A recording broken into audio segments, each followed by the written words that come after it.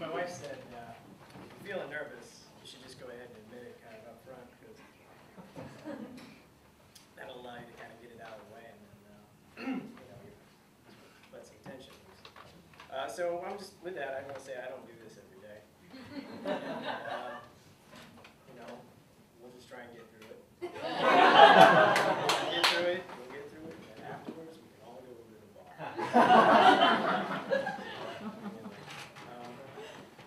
What to tell people about the book before I even get into it. I think one of the good things that I learned when learning how to try and write fiction was from nonfiction writers. They do something I think that I've never really heard talked about in fiction workshops, but it makes a lot of sense to me, particularly if you're trying to juggle between facts as you have them stuck in your head and imagination, which is more fiction. And it's the difference between what we call situation and story. And situation being something more like, just a set of events. And the story, well, it's more than just the circumstances. It's what emerges out of that set of circumstances. It's the human drama. And when I'm writing about the Iraq War, I try and keep that dichotomy in my brain, because just to say that you are talking about the Iraq War, it feels sort of situational, and you have to kind of dig at the heart of it to find the story. So the characters in this book find themselves in a situation not unlike the one that I faced in September of 2007.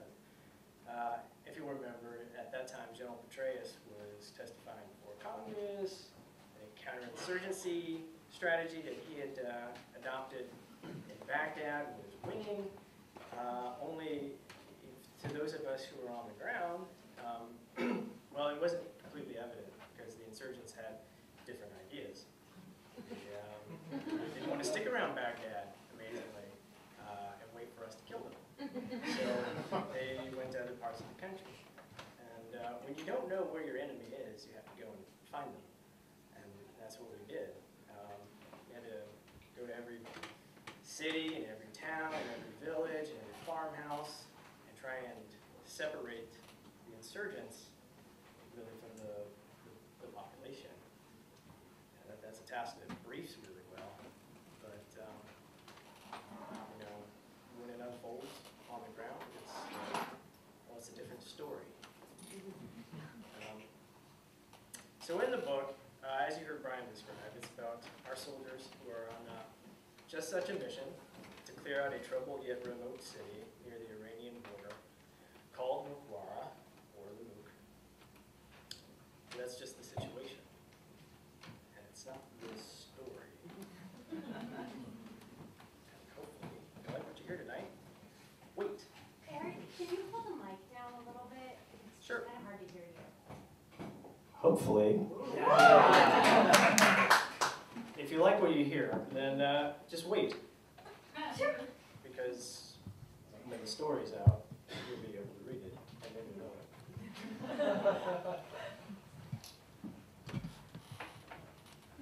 it.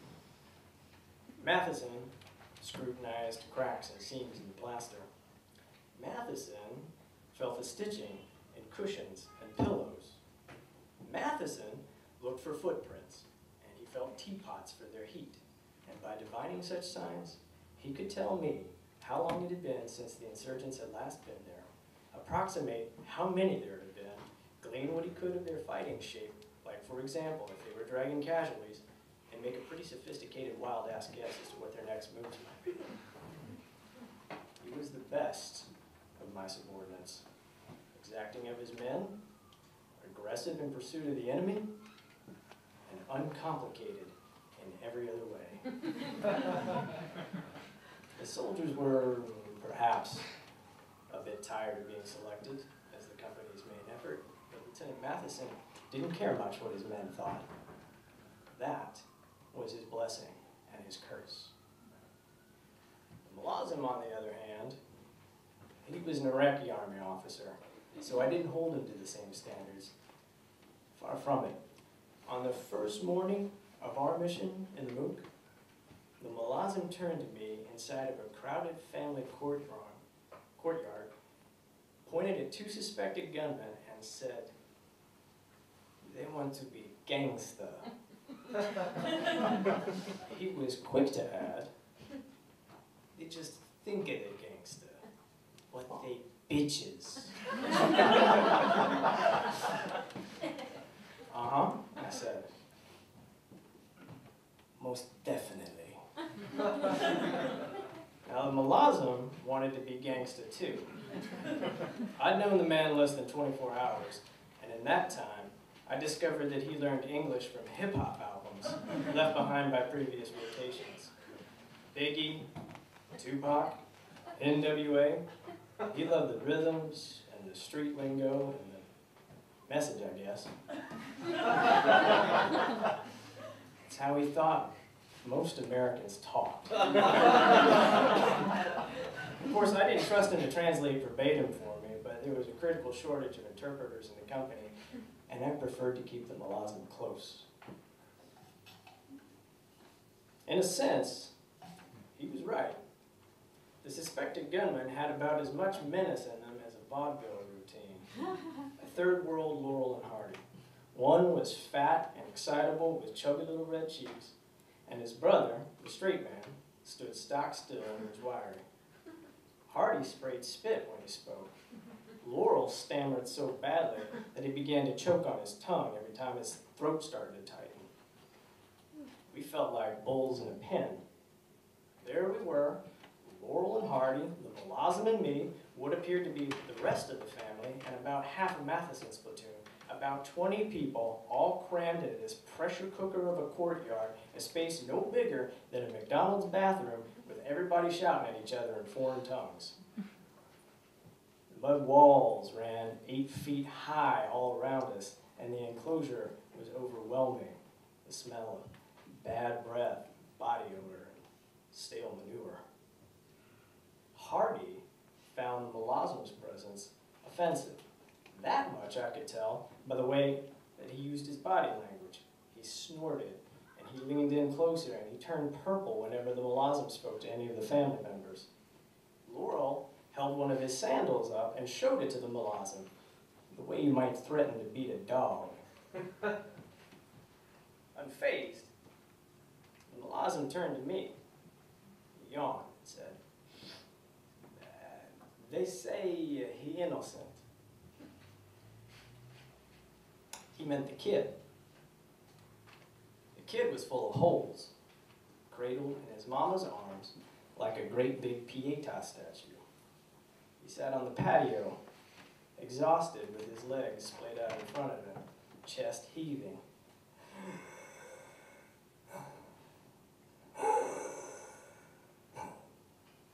Eyes rolling in their sockets, head hung low while she made little cooing noises and rubbed water onto his chest with a 2-liter soda bottle. Just before the dawn broke, Matheson had tracked the kid down by following the long and intermittent slug trails of his blood. It was hard work. There was next to 0% of loom out. In the dark, the smears resembled oil slicks. Now, the kid couldn't have been more than 15 years old. I didn't want to say it. We were all thinking the same thing. "Damn," said one of Matheson's boys. About another half inch to the left. Now, outside the courtyard, the dawn brought a pale light that revealed a dull city, a world rubbed dry in salt. Rows of khaki mud brick walls and khaki hardpack roads, and as far as you could see, khaki farmlands all the way out to the horizon. Inside the courtyard, there were bloody handprints on the walls and crimson stains on everybody's clothing and pools of it on the patio stones that grew brighter as the sun crept in. It was late September. Mornings didn't get hot till about 0900, and that's when the whole damn country tried to bake us like a kiln. The platoon stood around, gawking pretty much. Matheson himself was a little bit sluggish. He just spat on the patio stones and stared at the kid. "Get on with it," I said. You know, even in a war, war, it's not every day that you watch somebody die. We'd spent all night pinned down in a sewage canal. Tracers hissed through the reeds and spiraled off into the palm groves like shooting stars. Sucked down into that slurry of mud and shit by 80 pounds of gear until we were waist deep, waiting for a break in the hail of bullets so that we could crest the trench line and squeeze off a few bursts of our own. Boys had their faces pressed into the mud, gagging and retching, and I sloshed back and forth for what felt like hours, barking orders and organizing the attack. That sort of thing tends to put a man on edge.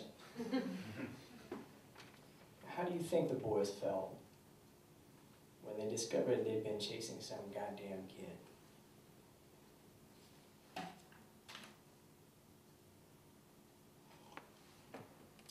My hand was forced by the situation. One bullet had shattered the kid's right ankle, another had grazed his side, and there was a third entry wound the size of a dime high up on his ribcage with an exit more like a silver dollar out the back, about 2 fingers width from the spine. I asked the doc if the kid was going to make it, and he said he didn't know. Son of a bitch, I said. Not about the kid, but about the situation. Doc Lees, the platoon medic, pulled the skin taut around the entry wound and grumbled as though pondering omens. We'd managed to rend the kid from his mama's grip, and he sat wheezing in a white plastic lawn chair, while Sergeant Wyeth, who's the company sniper, looked over Doc's shoulder. He wanted to know if he could take credit. Another half inch to the left, my ass, he said. Shit, I was an inch too low. Hit him in the lung, I reckon. Is he gonna die? The doc stopped what he was doing and he looked up at Wyeth. At your diagnosis? Well, is he or isn't he? Leeds didn't answer. I hit him center mass, Wyeth protested. I know it for a fact. It's this damn 5.56. You can't put anybody down with it. Doc Leeds wiped the sweat from his eyes and asked Wyeth in a steady voice, Pete, why don't you be helpful for a change and give me a hand? Then he directed Wyeth to grab numbers 23 and 16 from the trauma room. At the sight of the alcohol swabs and the long needle with the pressure valve at the end, the kid's eyes widened and he coughed a little bit. Then his head fell limp, and Leeds stabbed him in the chest. Now at this point, I turned to the kid's parents and tried to put on a brave face. We're going to take care of him, I said. I pointed to the kid and I nudged the Malazan to translate. We've got to stabilize him first. Although he'd been there the entire time, it was only then that I noticed the kid's father. He started mumbling to himself. Limata, he said. Limata, limata. Apparently, the last thing he expected when he awoke that morning was to find that the war had marched in through his front door and that there were soldiers tossing his living room. He wore a stupefied look, as though he'd just been slapped in the face. I was unconvinced. You can't tell me that a father doesn't know when his children are up to something. The hell he didn't. He knew what his kids had thrown themselves up against. What with our training, our machine guns, our mortars, our artillery, rocket ships, gunships, sorties, all the way up to fucking space. It was eating him up. And the Malazan tugged at my sleeve and he said, Naqib. And I said, what? And he said, Naqib again, pointing at Laurel and Hardy. Are they trying to play you? Well, Hardy didn't like the way the Malazan was whispering to me and pointing at him, so he shouted and then shoved the Malazan's shoulder, actually pushed him. It was getting to be a bit much. So I told Matheson to take Laurel and Hardy and to line them up against the far courtyard wall with their hands behind their heads. So both men squat down with their haunches resting on their heels, trying just a little too hard to look comfortable. unsure of where to rest their gaze, they flitted their eyes from the kid to us, then to each other, and then, as if that was a little too conspiratorial, they fixed their gaze straight on the ground in front of them. Take it down a notch, I said. The term was unfamiliar to Malazan, so he asked me its meaning. It means chill out. Everybody, chill the fuck out. I didn't mean to snap, I just did. True, there were plenty of things about the Malazan that got on my nerves. He was, in some senses, a typical Jundi officer, poorly disciplined and poorly trained and unwilling to share in the hardships of his men. He was also a typical Iraqi, which is to say, an exaggerator, a needler, a huckster. Still, I genuinely liked him, even after knowing him only a few hours. He was not as dumb as he looked. He had balls. And it occurred to me that even if I could not make another Matheson out of him, that I could be the firm hand that he'd never had in a commander before. That I could be a good influence to him.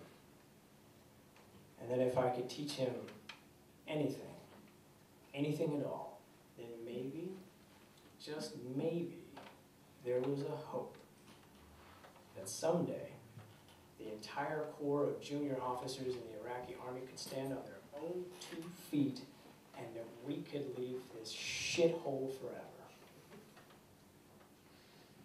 Of course, I was thinking about this at the exact same moment that Matheson emerged from the house where he'd been supervising the search for evidence. He walked over to Doc Leeds, peered at the kid, and said, "Ought to let him bleed." That didn't help matters. Not that the kid's family could understand what Matheson was saying, but he was smiling and pointing at the kid's chest wound at the same time. Hardy clenched his teeth, Laurel's nostrils flared. With his right hand, the old man worked over a set of prayer beads made of polished turquoise glass. Meanwhile, Mama was beginning to point at the kid again. She said something I couldn't quite make out, something high-pitched and fast-paced. And the old man laid his hand on her shoulder as if to muffle her. We waited for a long time in an uneasy silence. As Matheson's boys finished their sweep of the house. Our uniforms dried stiff with the filth from the canal as though they'd been thoroughly starched. The shade retreated. The breeze died. My knees throbbed with a dull ache and my feet swelled up in the swampy cocoons of my socks. I could not stop sweating like a piece of meat in a frying pan. Beads of it slid down the small of my back and soaked my crotch and ran down my legs. Mama began to sob. Would she stop that? Wyatt said angrily. Malazan, please tell her again that we are taking care of her son, I said. Tell her not to worry. Is there any way you could just get her to stop that? Wyatt said. The old man started interrupting, trying to explain what had happened, but the Malazan was still talking to the old lady. Hey, I said, wait a minute. Tried miming gestures, said the old man. That failed, so I tried to tell him to be patient, be still. I held my finger to my lips, and I shushed him like a librarian. Helicopters fly over in the night. It scare my family, he eventually told me. My boy, he rush outside to see. Now look, he said, pointing at the kid. The Malazan tried to clarify for me. He wants to know why you're here. Why do you come to Al-Muk, he said. Good question, I said. Why don't you